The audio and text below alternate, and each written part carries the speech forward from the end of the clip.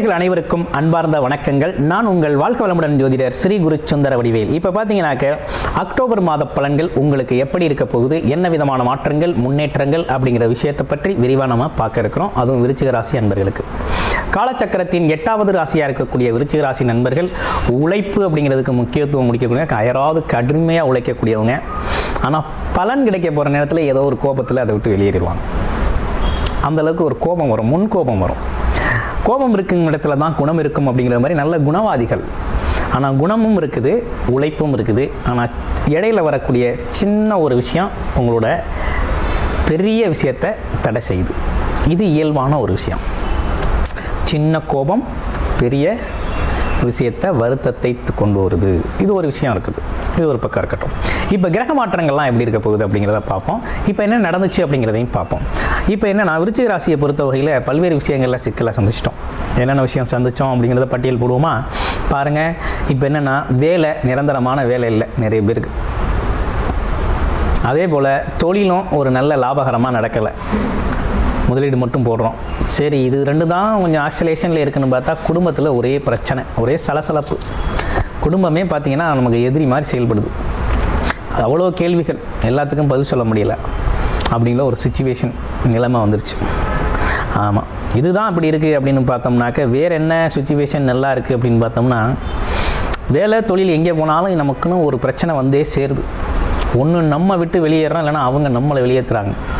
இது ரெண்டில் ஒரு விஷயம் நடந்துக்கிட்டே இருக்குது. இதுக்கெல்லாம் தீர்வு எப்போ தான் எடுக்கிறது, எப்போ தான் ஒரு நல்ல காலம் வரும் அப்படின்னா, நல்ல காலம் வந்துருச்சு.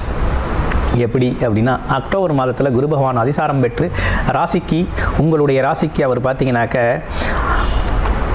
9ஆம் இடத்துல வந்து அமர்ந்து உங்களே பார்க்குறார். உங்களை பார்க்குறது மட்டும் இல்லை, உங்கள் தொழில் அமைப்புகளையும் பார்க்குறார். வேலை தொழில் கிரகம், வேலை கிரகம் அப்படின்னு சொல்லக்கூடிய அமைப்பையும் பார்க்குறார்.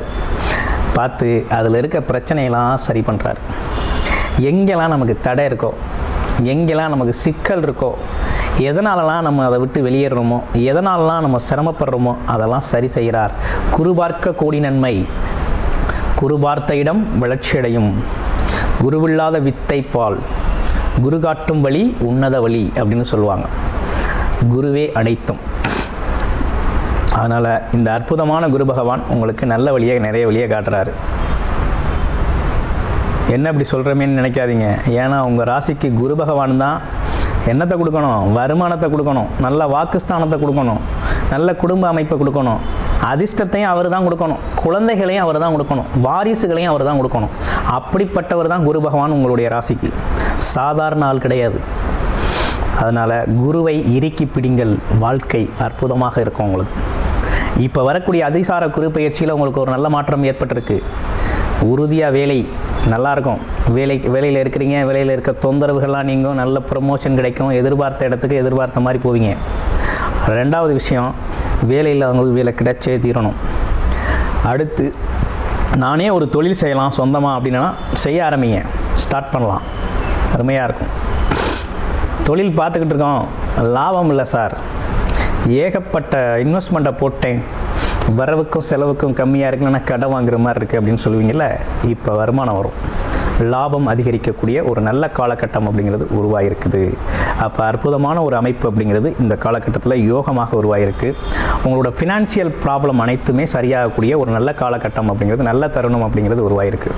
அடுத்து ஒரு முக்கியமான விஷயம் என்னென்னா, திருமணம் சார்ந்த விஷயங்களுக்கு முயற்சி எடுக்கலாம். அது உங்களுக்கு சிறப்பை தரும் வகையில் அமைஞ்சிருக்கு. மாணவர்கள் எக்ஸாம் எழுதுறது, போக்குவரத்து இதெல்லாம் பார்த்திங்கன்னா ரொம்ப நல்லா இருக்குது. எக்ஸாமில் மிகப்பெரிய லெவலில் வெற்றி அடையக்கூடிய வாய்ப்புகளும், படிப்பு சார்ந்த விஷயத்தில் நல்ல முன்னேற்றமும் ஏற்படக்கூடிய ஒரு அருமையான விஷயம் அப்படிங்கிறது இந்த காலகட்டத்தில் உங்களுக்கு ஏற்பட்டிருக்கக்கூடிய மிக சிறப்பு ஒரு நல்ல காலகட்டம். வெளிநாடு போகக்கூடிய நல்ல யோகம் இருக்குது. வெளிநாட்டுக்காக முயற்சி எடுக்கக்கூடிய நண்பர்கள் இந்த காலகட்டத்தை நீங்கள் பயன்படுத்திக்கலாம். ஒரு நல்ல டைம், ரைட் டைமாக இருக்குது.